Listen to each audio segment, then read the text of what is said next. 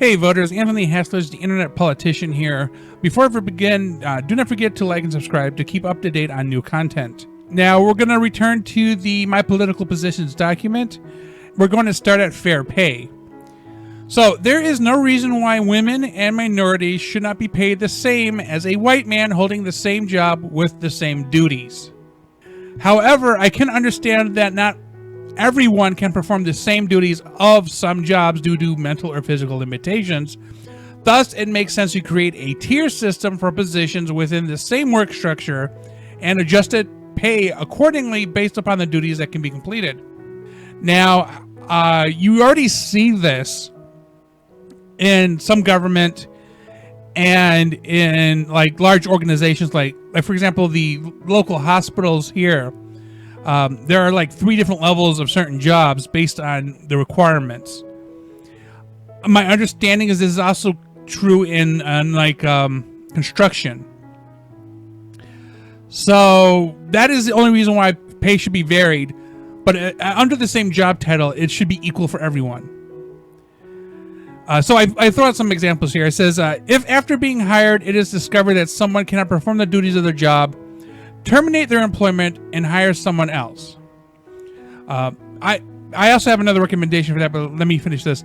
Offsetting the pay of women and minorities because someone thinks that they have to hire and train more often, or because they believe that the quality of work will be less than a white male, is a sexist and a racist, purely based on outdated stereotypes.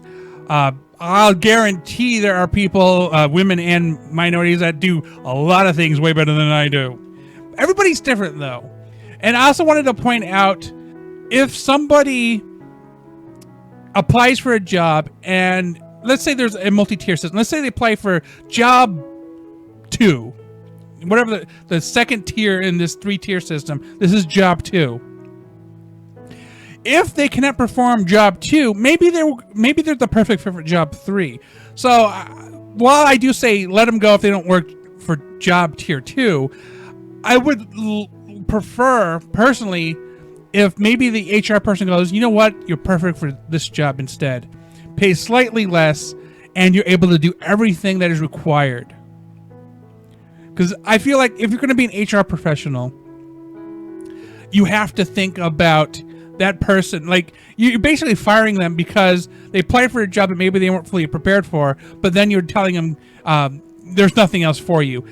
You can help your business by saying, hey, we have job 3 open and it's perfect for you. I just have a hard time just you know how expensive the interview process is? It's crazy. So before women's suffrage and desegregation, there was a concentrated effort to prevent women and minorities from being educated. Women were predisposed to being housewives, while minorities performed the menial tasks of jobs that white males did not want. Since the 1960s, both women and minorities have had the freedom to obtain education, and as a result, have moved past the stereotypes. We all must strive to treat everyone fairly, despite beliefs that may have been passed down to us over our lives. We are a weird mix of somewhat progressive in some places and just really outdated in others. I'm not quite sure how, like, the UK abolished slavery way before we did. Like, I get we don't want to be the UK, that's why we left the UK, but I mean, I just, there's some weird things that we're stubborn about as a country. So the next topic is gambling. There is a stigma that comes along with legalized gambling, and the stigma is crime, obviously, specifically organized crime. You see those movies where the mafia runs the casino. In and around the 60s, organized crime syndicates ran both legal and illegal gambling establishments. I'll cite Las Vegas here, Reno, Nevada. Dirty backroom deals were made, and debtors were brutally punished. In the current era, I want to compare debtors being brutally punished like the private loan thing for college students, but anyway. In the current era, a regulation of gambling establishments is a lot tighter, and the stigma of crime no longer exists. I'm going to add a question mark to that. Sometimes you wonder, But typically, there is no more crime at a casino than there is at a grocery store. Most states already engage in lotteries. Ohio, in particular, we actually have casinos now, so we've moved to casinos. A number of states also allow for casinos and sweepstake establishments. Like currently, there's a sweepstake for the if you get a shot for a vaccine from the pandemic. There is a lot of profit potential for the government, and if crime does become an issue, effective management of taxable earnings can pay for additional law enforcement. In the city I live in, we had a proposed casino. The city had, in preparation, cleared the land for it. It was city-owned land. It had on it just these long silos from back in the old coal days where the ships would come down the river and dump the coal or whatever. This train yard, it was basically been sitting for 30, 40 years, just collecting rust and garbage and weeds. And people started dumping trash down there. They cleaned it all up. It was, okay, we're going to clean this up because we want to bid on this casino thing. And we got as far as people voting for no. I voted for it. I wanted this casino.